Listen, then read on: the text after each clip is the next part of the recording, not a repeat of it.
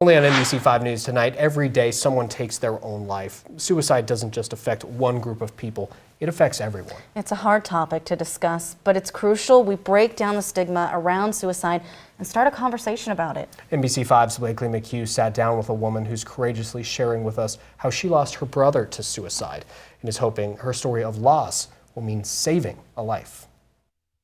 His name is Danny. He is 57 years old.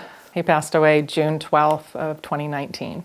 Less than a year after the passing of her brother, Sue thinks back to the day he left this earth. Devastating. Danny is one of thousands of people who take their life every year. Suicide is a permanent solution to a temporary problem. In April of last year, Sue's brother attempted to take his life for the first time. Her family never realized the gravity of Danny's depression. He looks so happy. That's how I remember him. Until that moment. The nurse had asked my brother, "How long have you been depressed?" And he said, "My whole life." And it floored my mom. We had no idea. So he had been suffering for a lot longer than we realized. At the time of his passing, Sue says his marriage of 20 years was ending and he was having to sell his home. I think too many things were just crashing down on him at once. And he just lost hope. That's the unanswered question. Why? But despite what he was going through, she believes he wanted to live. He just didn't know how. He didn't want to die. He told his mother-in-law his first attempt when he came to. He told her, "I don't want to die." I think he was just in so much pain. He didn't know how to stay. And I know he didn't realize he was gonna leave behind so many people that loved him, or he wouldn't have done it. Sue says she saw the signs that her brother was struggling.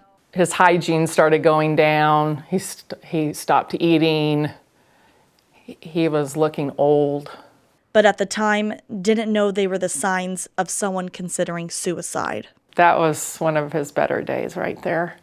When she remembers her brother, she remembers a lot of the good things. One thing I learned at his memorial, a bunch of his coworkers showed up from Master Brand, and they told us that he lent money to people and didn't really expect the money to be paid back. He gave rides to people that needed rides. He was just an all-around good guy that was hurting. Since the day Sue lost her brother, she started learning about mental health. I've been doing a lot of research on mental health, and it's real. And what signs to look out for. I ask people at work all the time, "Are you okay?"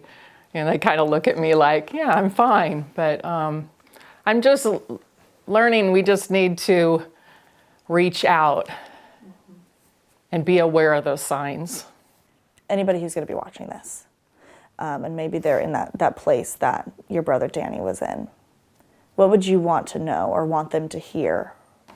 I would say there is help. There are people out there that love you. Don't give up.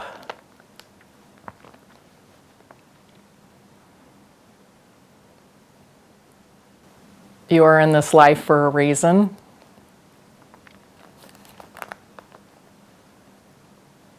And just reach out.